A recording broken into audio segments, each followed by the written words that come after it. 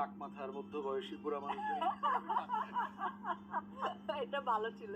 তো যেটা হয়েছে যে আমাদের তো আসলে ঈদের আমেজ এখন মানে এত বেশি পলিটিক্যাল লাইফের ভিতরে ঢুকে গেছে যে সাংবাদিকরা ধরেন এক দুই দিন আগে থেকে ফোন করা শুরু করে, ভাই ঈদের নামাজ কোথায় পড়বেন?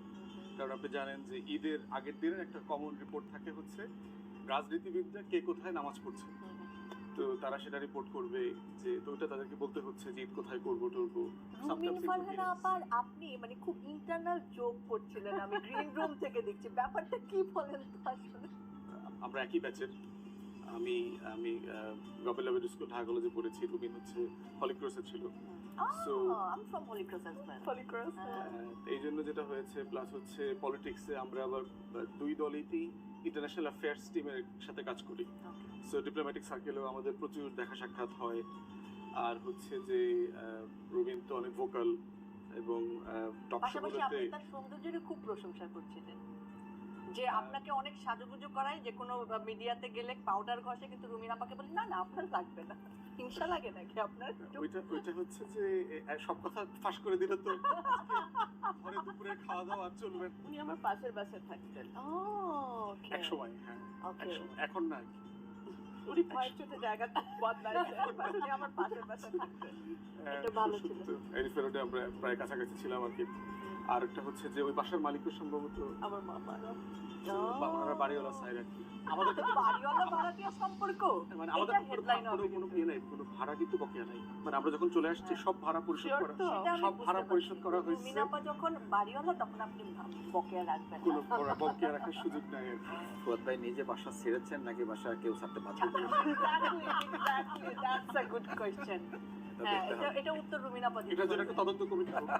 রুমিন আপা, আপনি কি মানে নিজের মুখে স্বীকার করবেন না? বাসাটা আমার মামাদের, কিন্তু আমি যত জানি ফুয়াদ ভাইরা বোধহয়, ফুয়াদ ভাই ছিলেন ওখানে বেশ দীর্ঘ সময়, আমাদের এতই পাশাপাশি যে আমার জানালা বা আম্মার ঘরের জানালা দিয়ে ওনাদের জানালা দেখা যেত। তো তারপরে তো ফুয়াদ ভাই আর ভাবির ঝগড়া কোনোদিন শুনেছেন জানলা দিয়ে? ওর বাসায় মোটামুটি ফুয়াদ ভাইয়েরই রাজত্ব চলে। ভাবি অসম্ভব ভদ্র, কিউট, লক্ষ্মী একটা মেয়ে। সো ফুয়াদ ভাইয়ের মানে চেঁচামেচি, ফুয়াদ ভাইয়ের ডমিনেশনেই পুরো বাসা মোটামুটি। এটা নিয়ে আমি পরে আসবো। আচ্ছা, একটু বলে রাখি, না, ছাত্র না, কিন্তু না। ডিফামেশনের একটা প্রভিশন আছে, সুনাম হানিকর একটা ব্যাপার আছে। ভাবি এবং তা আমার যদি সাথে থাকবে। পাবলিক প্লেসে যদি হয়, এটা নিয়ে কিন্তু কোর্টে মামলা করার সুযোগ ভাবি আছে। আমার সাথে থাকবে, অসুবিধা নেই, দুজনেই তো ব্যারিস্টার। It's okay. আপা, এত সুন্দর শাড়ি, এটা কি কোনো মানে বিশেষ মানুষ দিয়েছেন না নিজে কিনেছেন? আমার কপালে সব শাড়ি নিজেরই কিনতে হয়। এটা ঈদের শাড়ি। অন্য কারণে হতে পারে যে কি? বিশেষ মানুষের সংখ্যা যখন বেশি থাকে কেউই দেয় না, না? বলবে না, ওইটার একটা না, ক্রাইসিস না, আছে। দীপ্তি, এটা আমারই কেনা, অনলাইন থেকে কেনা। আমি প্রচুর অনলাইনে কিনি, আমি মার্কেটগুলোতে আমার কম যাওয়া হয়। মানে শাড়ির প্রতি অবসেশন আমার একটা জিনিসের প্রতি আছে, এটা শাড়ি। এখানে হচ্ছে কয়জন, তিনজন বরিশালের, দুইজন ব্রাহ্মণবাড়িয়ার আছে, আর ওর শ্বশুরবাড়ি ব্রাহ্মণবাড়িয়া। আর সামান্তা আপাকে আমরা দুই সাইডেই রাখবো, কারণ শ্বশুরবাড়ি ব্রাহ্মণবাড়িয়া, বাপের বাড়ি বরিশাল। এমনি একসাথে ওই যে ঢাল নিয়ে মানে যুদ্ধ করবার কোনো অভিজ্ঞতা আছে কিনা? যে ট্যাটা বলে না ব্রাহ্মণবাড়ি, আমার গলাই আমার ট্যাটা। এক্স্যাক্টলি। মাসুদ ভাই, ঈদ কেমন কাটলো? অনেক বছর পর বলা যায় যে 15 বছর পর তো এটা একটা ব্যতিক্রমী। অন্য বছরগুলো তো আমরা ঈদে আগে আলাপ করে যেতে হতো, যাব না, 1-2 হলো রাতে থাকতে পারবো বাসায় পারবো না, 3 হলো কত ঘন্টা থাকতে পারবো, 4 হলো যারা আসবে তার মধ্যে ভিজিটার্স কতজন আর গোয়েন্দা সংস্থার লোক কতজন, এটা আমাদের হিসাব করতে হতো। এরপরে আমাদের আশেপাশে যে 3-4টা লোকেশন আছে ওগুলোতে আগে লোক সেট করতে হতো ইনফরমার হিসাবে, যে এখনই পুলিশের গাড়ি আসছে সুতরাং বের হয়ে যান। তো এভাবে করেই 15টা বছর বলা যায় ঈদগুলো পার হয়েছে। সেই হিসাবে এই বছর ঈদটা একেবারেই ব্যতিক্রম হয়েছে। যে পরিবারের জন্য পরিবারের জন্য তো বটেই, আমি তো তার মধ্যে 4.5 বছর তো জেল, মানে 5টা ঈদ তো ভিতরেই করেছি। 5টা বলতে শুধু ঈদের ফিতরই 5টা করেছি, আর ঈদুল আজহা সহ তো 10টার কাছাকাছি। তো ওই সময়গুলো তো সত্যিকার অর্থে আসলে পরিবারের কোনো ঈদ ছিল না। সেইটা কেমন ছিল? মানে সকালে কি পরিবারের মানুষ দেখা করতে যেতে? দেখা মানে তাদের ঈদ ছিল আসলে আমাদের সাথে দেখা করাটা ছিল ঈদ। আমাদের খাবার দেওয়া, মানে আমাদের যখন খাবার দিতে পারতো, মানে তারা যখন জানতো যে আমরা খেয়েছি, একটু ভালো খাবার খেয়েছি, মানে ওরা যেটা খাবার পাঠাতো বাসা থেকে ওই খাবারটা আমরা খেয়েছি, এটা জানার পরেই ওরা আসলে ঈদ স্টার্ট করতো, এরপরে স্টার্ট করতো। তো আমরাও চেষ্টা করতাম যে কোনোভাবে মেসেজ কনভে করার জন্য, বা যে সুযোগ ছিল যে আমরা ভালো আছি, ভালো থাকছি, বা আগে থেকে আমরা একটা মেন্টাল প্রিপারেশন তাদেরকে দিয়ে রাখতাম। কোর্টে আসতাম, মানে কোর্টে ঈদের আগের কোর্টটা ছিল আমাদের আসলে ওটা একটা এক্সট্রা ঈদ আর কি। মানে আগের কোর্ট যেটা আমরা কোর্ট না থাকলেও অনেক সময় কোর্ট আইনজীবীদের মাধ্যমে ফালানোর চেষ্টা করতাম, যে ঈদের আগে অ্যাটলিস্ট আমরা যে আমাদের বাচ্চাদের সাথে, বাবা মা, ফ্যামিলি মেম্বারদের সাথে যেন একটু দেখা করতে পারি। মানে ওখানে আমরা ঈদের মানে চিঠি, আমার ওয়াইফ আমাকে চিঠি দিত, কার্ড নিয়ে আসতো, বাচ্চা কার্ড নিয়ে আসতো। তো ওখানে বাচ্চাটা সবচেয়ে বেশি প্যাথেটিক হতো, বাচ্চাগুলো যেতে চাইতো না, যে হয় বাবা তুমি চলো, না হলে আমাদেরকে তুমি, মানে আমার বাচ্চারা দুটো বেবি তখন বড় ছিল, এখন আর একটা বড় হয়েছে। ও দুটো বেবি বলতো যে তুমি কোথায় অফিস করো, মানে তার মা তাদেরকে বলতো যে তোমার বাবা একটা অফিস করে। যে এখনো মাঝে মধ্যে আমার বড় বেবিটা জিজ্ঞেস করে যে বাবা তুমি যে 4-5 বছর যে একটা অফিস করতা, ওই চাকরিটা কি তোমার আর নাই এখন? ওই চাকরিটা তুমি কি করো না? তো যখন ওই আমরা তো বরিশালে লঞ্চে যাওয়া আসা, তো ওই জসকোট হয়ে যেতে হয়, তো ওই কোর্টে ওখান থেকে যখন যায় তার মা তখন বলে যে তোমার বাবা এখানে চাকরি করতো। তো সেই হিসাবে ভালো কেটেছে। আমার মনে হয় যে এই বছরে অনেক লোকজন আসা, তারপরে তাদের সাথে একটা ইন্ট্রোডিউসিং, এবং আমার কাছে এটা খুব ভালো মনে হয়েছে যে অনেক বিষয় আমাদের হয়তো কথা আছে থাকতে পারে যে 7 মাসে, কিন্তু ঈদের এই পারপাসটা আমার কাছে আগে থেকেই মনে হয়েছে যে আপনি রমজান ঈদ ইফতারগুলো নিশ্চয়ই আমরা সবাই খেয়াল করেছি, খুবই মানে ফেস্টিভ্যাল টাইপের হয়েছে। আমার মনে হয়েছে যে বলি না যে আমরা নতুন স্বাধীনতা পেয়েছি, আসলেই এটা। এবং ঈদেও আমার কাছে মনে হয়েছে যে মানুষের মধ্যে একটা প্রাণ চাঞ্চল্যতা। আগে আমি ঈদে গিয়েছি, মানে ঈদের নামাজ পড়তে যাব, আমি যেখানে ঈদের নামাজ পড়তে গিয়েছি সেখানকার মুসল্লি, ইমাম, খতিব, কমিটির সভাপতি তটস্থ, যে ভাই আপনি আবার নিতেও চায়, ভাই আপনি আমাদের মসজিদে একটু ঈদের নামাজ পড়বেন, একটু কথা বলবেন। কিন্তু যাওয়া এবং তারপর আসা পর্যন্ত মানে একটা কি বলে কার যে সাথে কোলাকুলি করলে কে ছবি তুলে আবার তাকে একটা বিপদে পড়ে যাবে না, মানে ওখানে মানে গোয়েন্দার আসবেন, অ্যারেস্ট করে নিয়ে যাবেন। হ্যাঁ, ঈদের দিন ওই যে বললাম না যে আমরা কোথাও ঈদের নামাজ পড়েছি, আমি দেখেছি। এটা আমার একেবারে 15 বছরে আমি আলহামদুলিল্লাহ এত ঝড়ঝাপটার মধ্যে কোনো ঈদ আমি এলাকা থেকে বিচ্ছিন্ন থাকি নাই, শুধু জেলখানায় যেগুলো থেকেছি এটা এক্সেপশনাল। বাট আমি বাইরে থেকেছি, কিন্তু ঢাকা আমি ঈদ করিনি, আমি এলাকাতে গিয়েছি। সেখানে আমি প্রত্যেকটা ঈদে জামাতে খেয়াল করেছি যে আমাদের উপস্থিতি, বা এই যে তৎকালীন বিরোধী দলে আমরা যারা ছিলাম গণতান্ত্রিক আন্দোলনের মধ্যে, তাদের উপস্থিতিটা ওখানকার একটা স্ট্রেস তৈরি করে।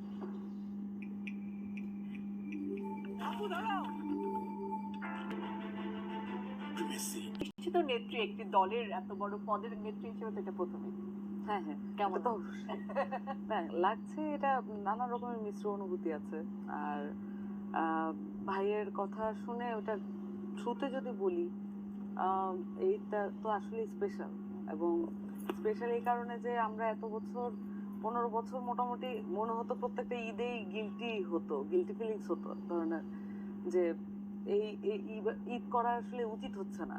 যতটুকু এনজয়মেন্ট ছিল সেই এনজয়মেন্টের সম্ভাবনাগুলোকে নিজেরাই বন্ধ করে রাখতাম।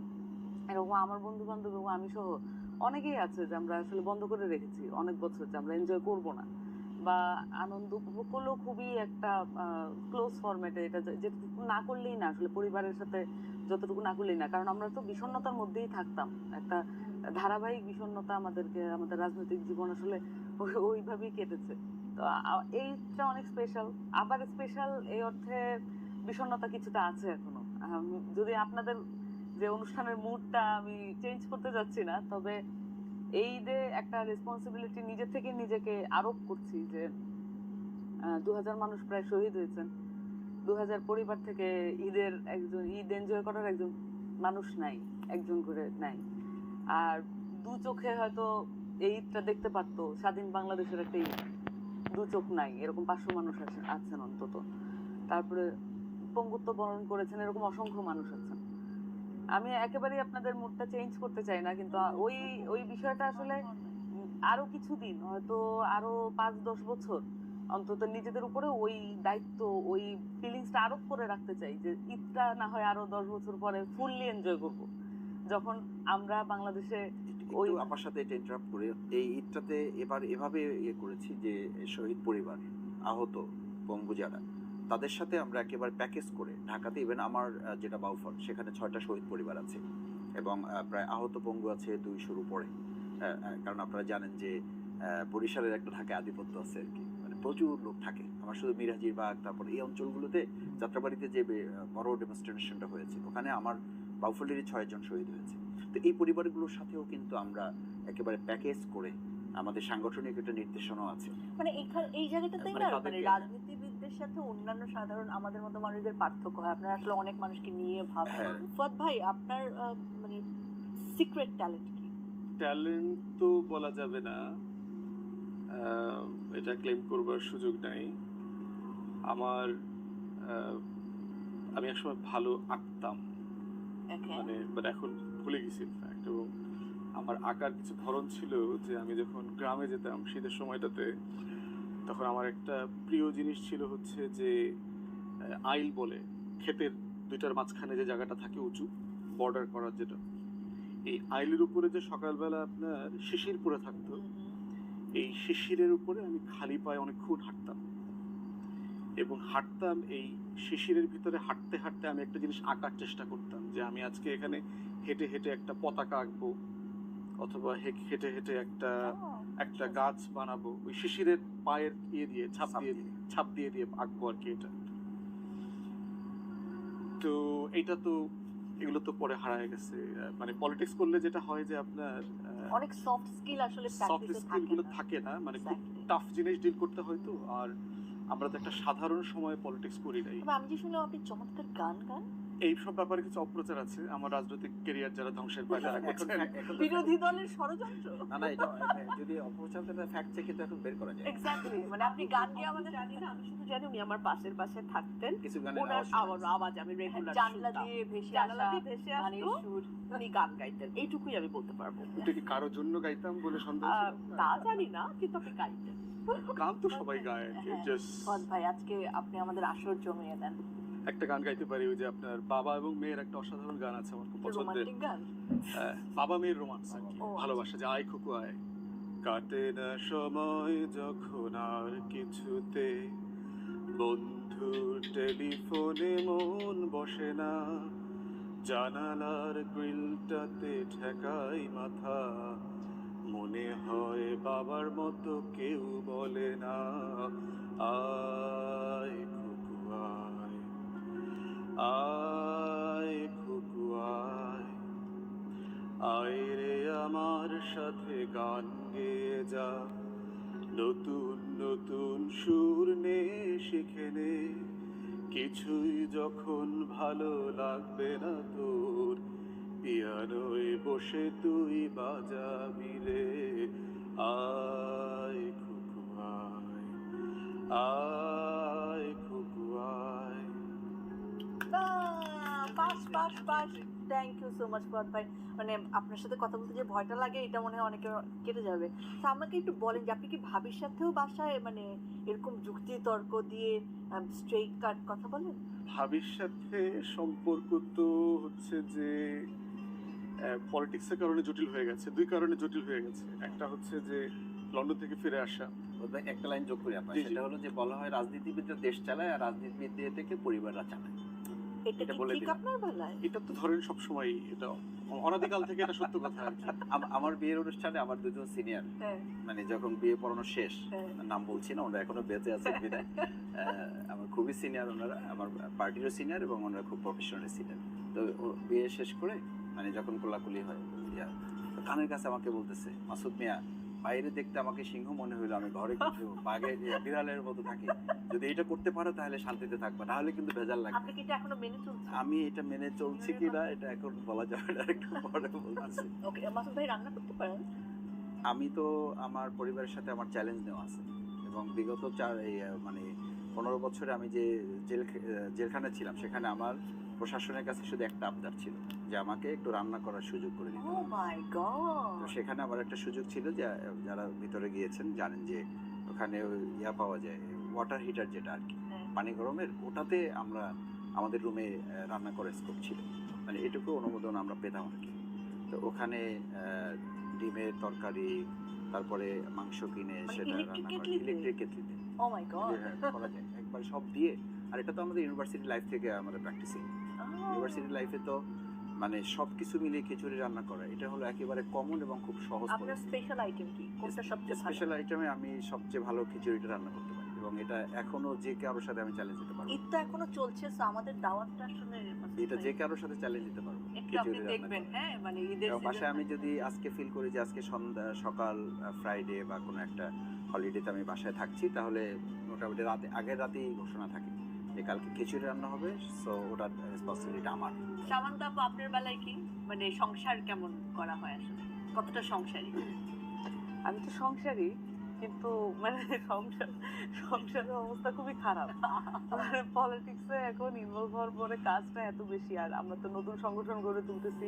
আমার হাজবেন্ড অত্যন্ত ধৈর্যশীল লোক এবং অত্যন্ত দয়ালু, এই কারণে পুরুষ মানুষের যত বদনাম আছে এটা কি তোমার জামাইকে দেখার পরে এখন ওই পুরুষের উপর থেকে সব বদনাম কষ্ট চলে গেছে? একদমই চলে গেছে, কারণ অত্যন্ত এরকম ঘরে ঘরে অত্যন্ত- ফেরেশতার মতো আমাদের মতো পুরুষ মানুষ হ্যাঁ, হ্যাঁ। আমাদের আছে তো তো। এটা আপনার ব্রাহ্মণবাড়িয়ার নারী পুরুষ ভালো হবে, ওর শ্বশুরবাড়ি যেহেতু ব্রাহ্মণবাড়িয়া, that's তো ভালো হবে, হওয়ারই কথা। আর ব্রাহ্মণবাড়িয়া বরিশালের আপা বরিশালের ছেলেদের ব্যাপারে এক্সট্রা মানে ডিমান্ড আছে। ও কেমন বাবা, কোথায় এটা এই যে আমার- এই যে রান্না করা খাবার আপনি খেতে একটু চাইলেন, বলেন, এই যে রান্না করা খাবার খেতে একটু চাইলেন, বলেন। এরকম গানও শোনা যাবে? আমার কাছ থেকে গান শুনতে চাইলেন, হ্যাঁ, হ্যাঁ, হ্যাঁ। এগুলো তো ডিমান্ডের মানে কি, ব্যাপার। মানে মাসুদ ভাইয়ের রান্না, আপনার গান, এটা কি একটা সমিতি করতে হবে না? ব্রাহ্মণবাড়িয়ার মেয়েরা আসবে খাইতে। প্রমোটিং বরিশাল্লা ছেলে, এটা হচ্ছে কমিটি।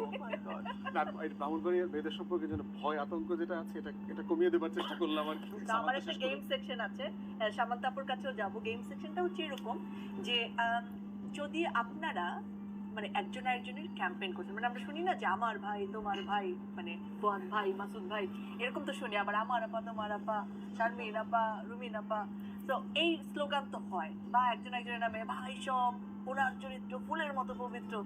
তো এরকম যদি একজন একজনের নামে আপনারা ক্যাম্পেইন করতেন, আপনারা আসলে কিভাবে করতেন? এখন ফুয়াদ ভাই করবেন রুমিন আপারটা, রুমিন আপা করবেন মাসুদ ভাইয়েরটা, তারপরে মাসুদ ভাই করবেন ফুয়াদ ভাইয়েরটা, তারপরে আবার কে বাকি থাকলো? হ্যাঁ, শারমিন আপাটা কে করবেন তাইলে? রুমিন আপা। ওকে, কিন্তু রুবেনকে জিতাইতে হবে। অফকোর্স আপনি হারানোর জন্য ক্যাম্পেইন করবেন। ও মাই গড, বুঝছেন এইসব ক্যাম্পেইনিয়া নিয়ে কি অবস্থা হবে আমাদের? প্রিয় ভাই সব, প্রিয় ভাই সব, পুরাতন সিনেমার দিন শেষ, দেশে আসিছে নতুন সিনেমা। এই সিনেমা ঢাল তলোয়ারে হয় না, এই সিনেমা গলা দিয়া হয়, এই সিনেমা টকশোতে দেখতে হয়, এই সিনেমায় আগামী দিনের ভবিষ্যৎ। এই সিনেমা দেখতে চাইলে যদি ওই সিনেমার নায়িকাকে বিজয়ী করতে চান, রুবিনকে ভোট দিন। আপনি কি আমারে পচাইলেন? কি করলেন? দিস ইজ গলা পলিটিক্স। গলা গলা গলা যার টাটা আর কি, এখন তার জন্য তো গলা এটাই ঝাড়টা না? Primacy inbuilt. German technology, Bangladesh's first thermic rod.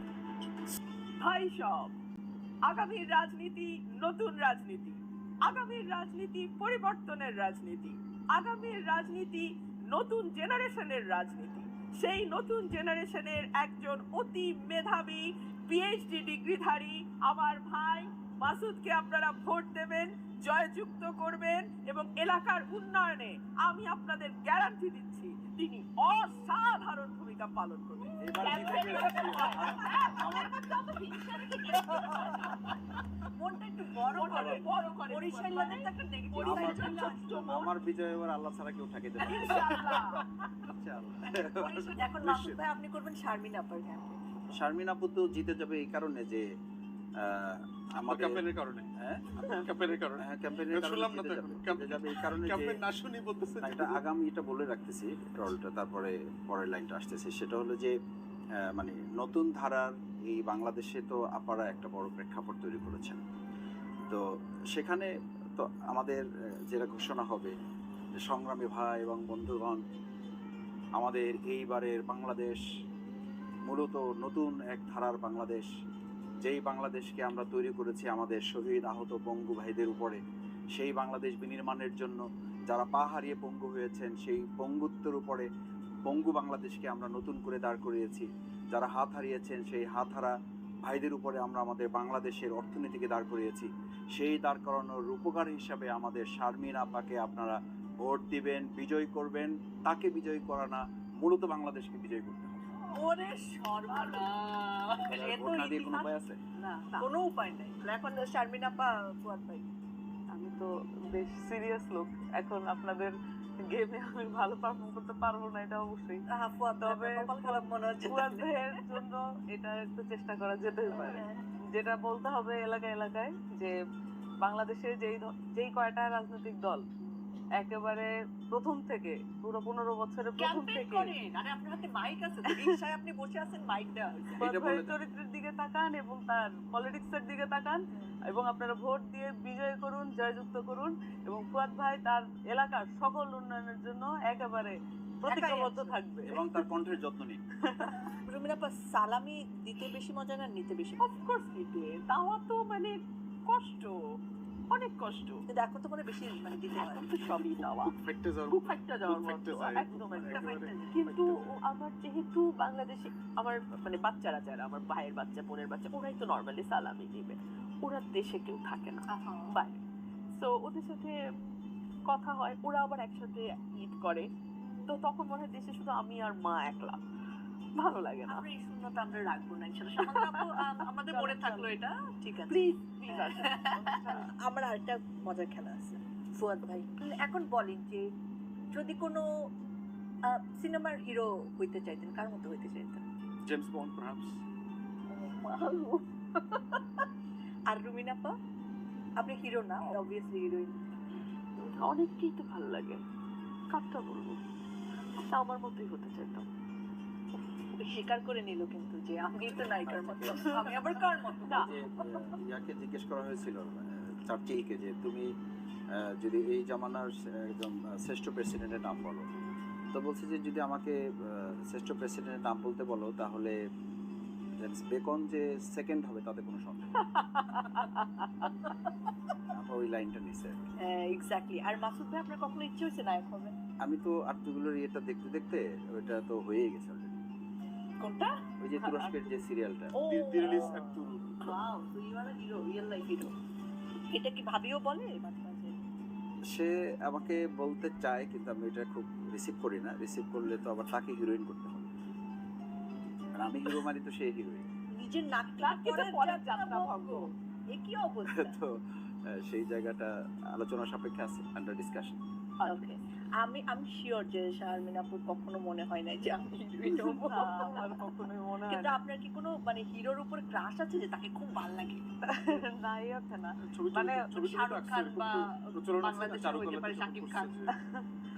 কাদের ছবি টবি তোমরা আঁকছো টাকছো? না, আমরা হচ্ছে মানে আমি স্কাল্পটর, তো তো আমরা আরেকটু কাট করতাম, আমাদের দেখতে যতটা কাট করতাম মনে হয় তার চেয়ে বেশি কাট করতাম।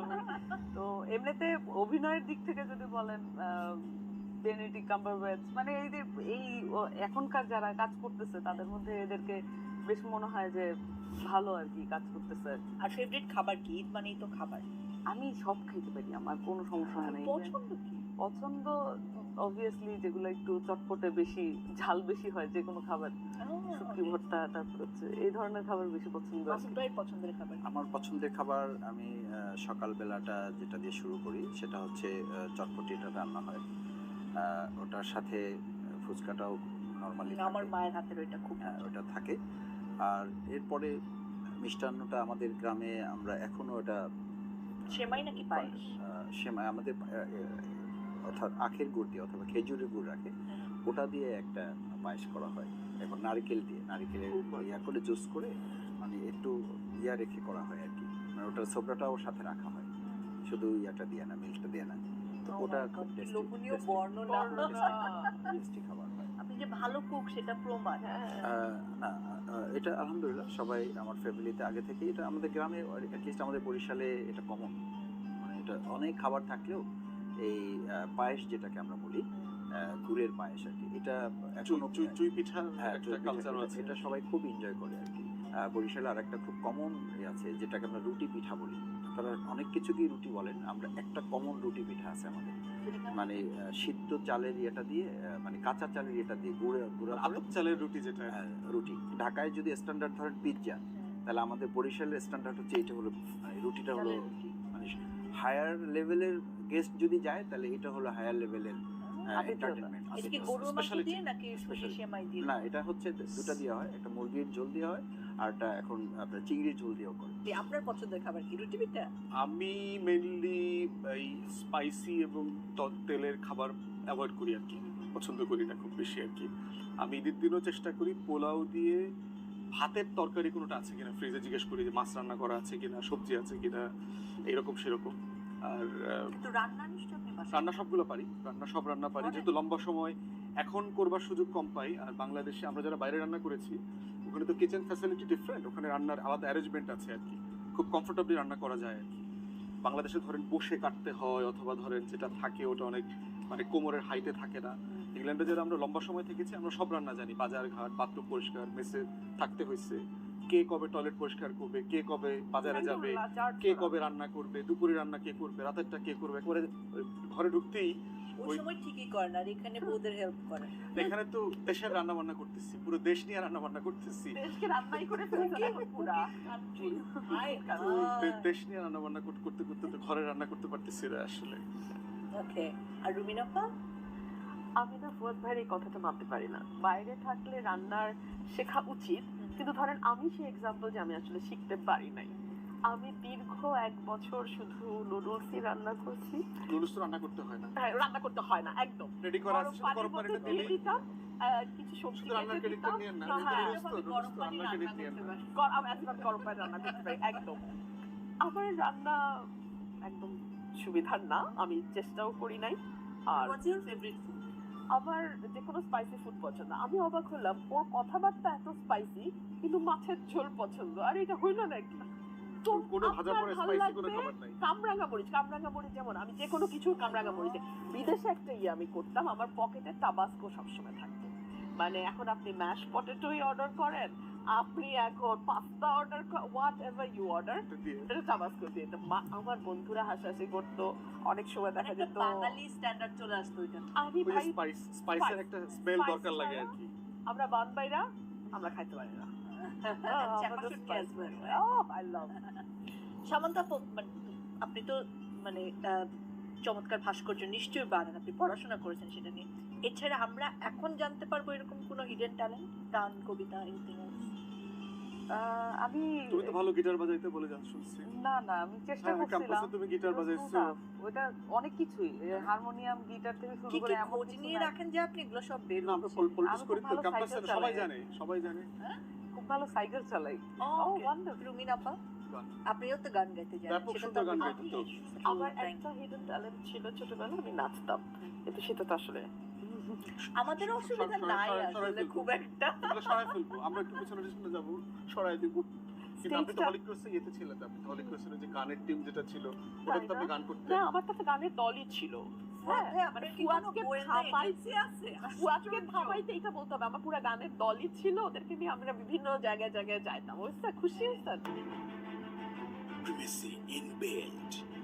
German তার আগে প্রত্যেকে যদি, আপনাদের তো অনেক ফলোয়ার্স, আপনারা মানুষের জন্য কাজ করেন, ঈদের শুভেচ্ছা যদি জানাতে চান সামান্তা শারমিন। সকলকে ঈদের শুভেচ্ছা, সকলকে সালাম, এবং আপনাদের ঈদ ভালো কাটুক। যারা এনসিপির পক্ষ থেকেও আমি ঈদের শুভেচ্ছা জানাতে ভুলবো না। এনসিপির সাথে থাকবেন, এনসিপিকে দোয়া করবেন, তা আমরা যাতে ভালো করতে পারি, আপনাদের জন্য আরো ভালো ঈদ যাতে আমরা গঠন করে দিতে পারি নতুন বাংলাদেশের সাথে সাথে। সকলকে ঈদের শুভেচ্ছা। মাসুদ ভাই, সবাইকে ঈদ পরবর্তী ঈদের শুভেচ্ছা। আমরা ঈদ যেন পুরো বছরের জন্য হয়, আমাদের সারা জীবনের জন্য হয়। বিশেষ করে দেশে দেশে বাইরে যারা আছেন তাদের সবাইকে, শহীদ পরিবার, আহত পঙ্গুত্ব পরিবার যারা, তাদের জন্য বিশেষভাবে আমরা দোয়াও করি। এবং আপনাদের কারণে এই বছর আমরা একটা ভালো ঈদ করতে পারলাম। আপনাদের প্রতি আলাদাভাবে অভিনন্দন, এবং যারা শহীদ হয়েছেন তাদের জন্য দোয়া। আমি এই সুযোগে আমার প্রিয় বাউফল পটুয়াখালী 2 সকল স্তরের ভাই বোন যারা আছেন তাদের প্রতি আবারও ঈদের শুভেচ্ছা জানাচ্ছি, এবং আমরা পুরো জীবনটা যেন ঈদের মতো করে কাটাতে পারি সেই প্রত্যাশা ব্যক্ত করছি। রুমিন আপা। ঈদের এই সময়টিতে সবাইকে অনেক অনেক অনেক শুভেচ্ছা, ঈদ মোবারক। আশা করছি আমাদের ঈদের এই সময়টা 9 দিন না, একটা লম্বা ছুটি পেলাম আমরা সবাই। এই 9টা দিন পরিবারের সঙ্গে, আপনজনদের সঙ্গে, বন্ধুদের সঙ্গে চমৎকার সময় কাটছে আপনাদের। এবং নতুন যে বাংলাদেশটা স্বপ্ন নিয়ে আমরা যাত্রা শুরু করেছি, অনেক ত্যাগের বিনিময়ে, অনেক মূল্য চুকিয়ে সেই নতুন বাংলাদেশটা আমরা যেন সকলে মিলে তৈরি করতে পারি। আপনাদের সকলের সাহায্য চাইছি। ভালো থাকবেন। ফুয়াদ ভাই। সকলকে ঈদ মুবারক। বাংলাদেশে ঈদ নিয়ে দেখবেন যে নজরুলের খুব বিখ্যাত কিছু কবিতা আছে যে জীবনে যাদের হর রোজ রোজা ক্ষুধায় আসেনি ঈদ, তাদেরই তরে এসেছে কি আবার রমজানের ঈদ। বাংলাদেশের 80% মানুষ দরিদ্র সীমার নিচে বাস করে। তো আমরা যখন ঈদের কেনাকাটায় ব্যস্ত থাকবো, আমরা যখন প্রচুর খরচ করব, প্রচুর বাজার করব, আমরা যেন ভুলে না যাই আমার চারপাশের এই যে লক্ষ লক্ষ কোটি কোটি গরিব মানুষের কথা। আমরা যেন ভুলে না যাই যে আমার চারপাশের প্রতিবেশীরা অনেকে না খেয়ে আছেন। আপনার দারোয়ান, আপনার কাজের বুয়া, আপনার গাড়ির ড্রাইভার, আপনার কর্মচারীরা, আপনার আত্মীয় স্বজন যারা কোম্পানির মালিক আছেন, তারা তাদের বেতনটা ঠিকমতো দিচ্ছেন কিনা, বোনাসটা দিচ্ছেন কিনা, এই মানবিকতাটা যেন আমাদের সমাজে ছড়িয়ে থাকে, এটা আমরা আশা করছি, আমরা আহ্বান করছি। সাথে বাংলাদেশটাকে সাথে রাখেন, বাংলাদেশটাকে ভিজিলেন্ট রাখেন আপনাদের জায়গা থেকে। বাংলাদেশ নিয়ে প্রচুর ষড়যন্ত্র হচ্ছে, লাল সবুজের পতাকাটা যেন হারিয়ে না যায়।